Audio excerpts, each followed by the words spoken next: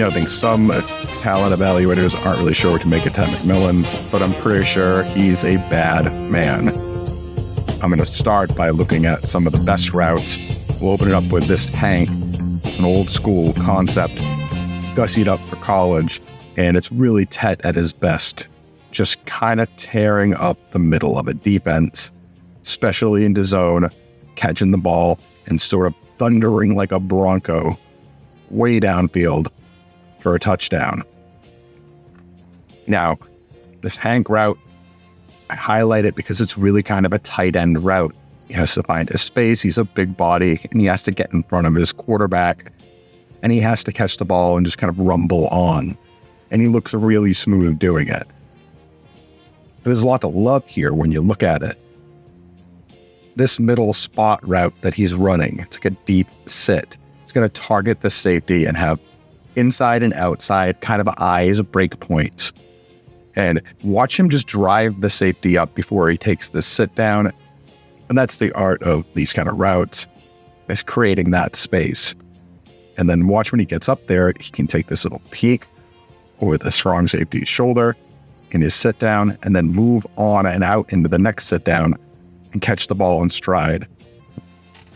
And it's really on these kind of routes that Ted's just fattened up and become this tier A prospect with this 3 yards per team pass attempt, almost 50% dominator rating, on his way to about 3,400 and 26 TDs. It's quite a career, and usually lands you somewhere in the top 10 doing stuff like this. I mean, it's a little more simple. We're talking about a 15-yard basic against man this time, and just the cut that he makes and the dedication and power through his yak right here is great.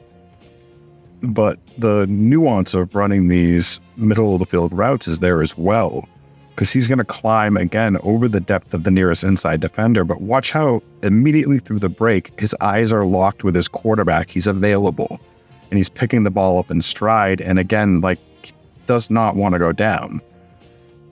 And, I just really love seeing this on tape with an NCAA wide receiver, this kind of timing shot, rounding a corner and working with the quarterback.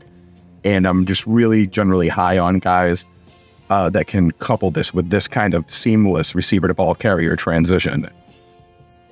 And it's really these kind of interior double move routes, like this undergo route that you're watching here, where Ted gets to shine. And, he's not in many ways a traditional, big X. We're going to look at all go special and another, middle of the field route where he's just going to take the whole defense and he's targeting that third quarter up there and just makes a bomb 55-yard catch here. And, on an all go like this, it's really a horizontal stretch. It looks like a deep route. It is. But you're really stressing people horizontally. He's going to play the defense this way. And you watch at the very end, he just kind of loops over that safety. It's not really like playing outside where you're stacking. It's really, as you can see from the end zone, it's really that he just kind of waits till the right moment and plays it almost like a basketball player, showing really just terrific anticipation and chemistry in space with his quarterback. And I think for Ted, that zone awareness, that idea of where your windows are as you cross the field, and the ability to sort of reel the ball in stride, that's really well developed for a young guy. I think he's going to be 21 coming in. And if we take this route back from this end zone view, you really kind of see that, because when you make your break on these kind of routes, first you have to be available for the quarterback. And you might have 2 or 3 more windows. On this one, you're going to see he's just going to take this right behind the linebacker and hit it in that second window, and he's off and running. I think he steps out of bounds, right here, kind of jogs into the end zone.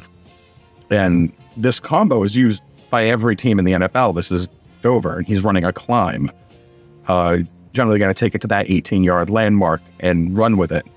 It's really a route that develops on levels. And he kind of lives and feeds off these for his really big hits in college.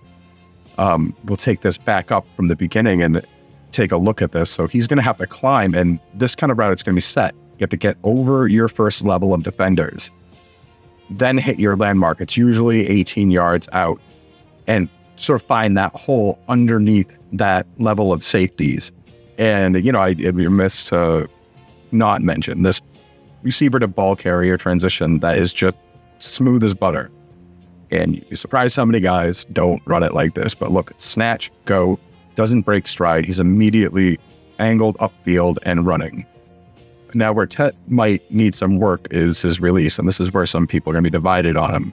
So when you go into these classic X press routes, you'll see right here, you have some tape where he gets sort of ridden just right out of the field of play, And if you slow this one down here, you're going to watch these hands get into him. And he doesn't do anything for such a big dude to displace that, and winds up getting sort of driven off to the sideline. And that's really not what you're supposed to do. If we look at it up close, you can actually just see there is no room for his quarterback to actually even place a ball on this throw. Now, I know it's an RPO and it goes the other way, but this is the kind of thing that pops up on his tape, especially against, like Utah and Colorado. And it shows up in his numbers too. Now, this next route that he runs, I think this is against New Mexico. It's a little bit better, but it's still not a great release. He does this little head fake right here. And I'm really not, for big man especially, I'm really not a fan of this little head fake.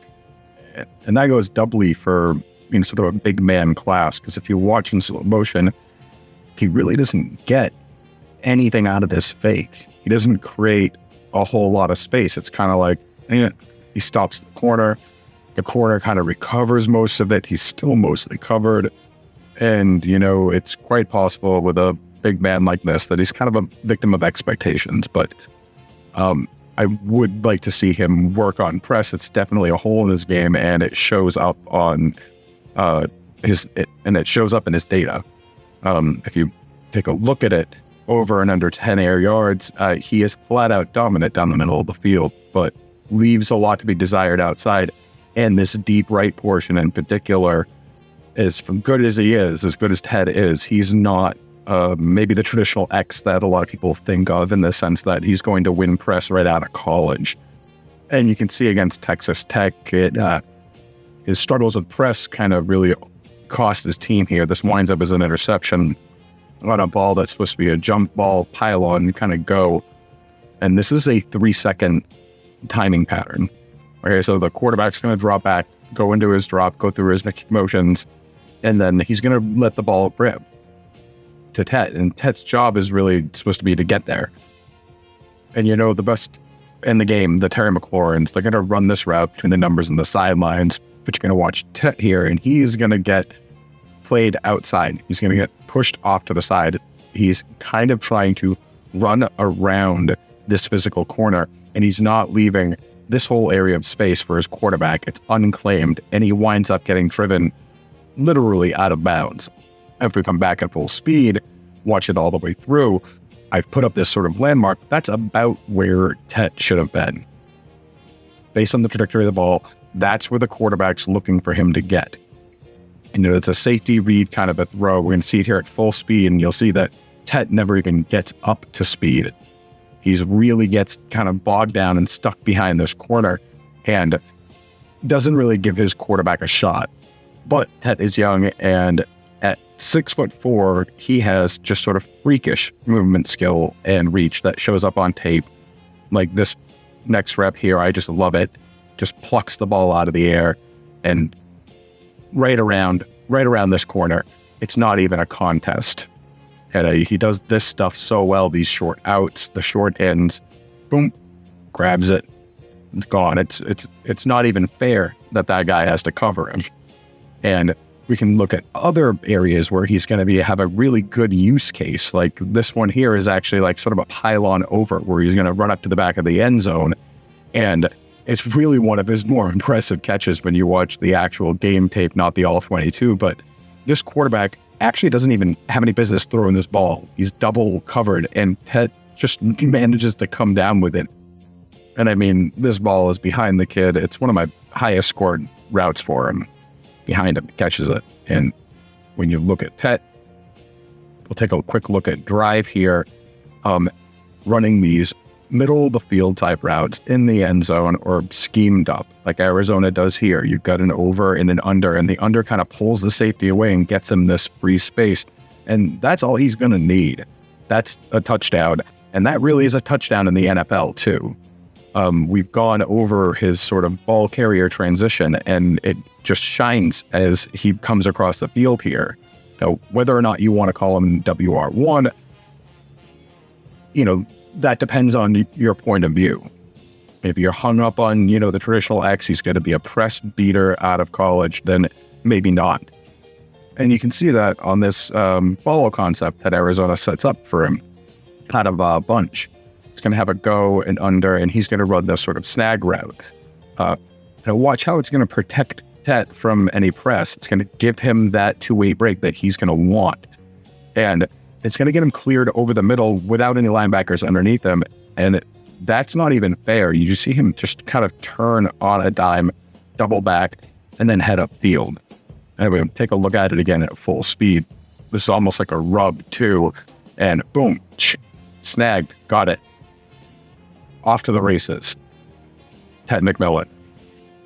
So these kind of schemes, getting him off and running while he picks up some of the techniques of, breaking through press coverage, they'll be huge for him. Because you see, this is going to clear the linebacker out. It's going to clear this corner out. And it's going to give Tet space. And space above him, space beneath him. Maybe I'm basically stating that he's not just an inherent space creator, but at least right now, he's worth working with because of what he can do when you give him space, which is probably a lot, probably going to work out to be something dominant in the NFL depending on where he goes.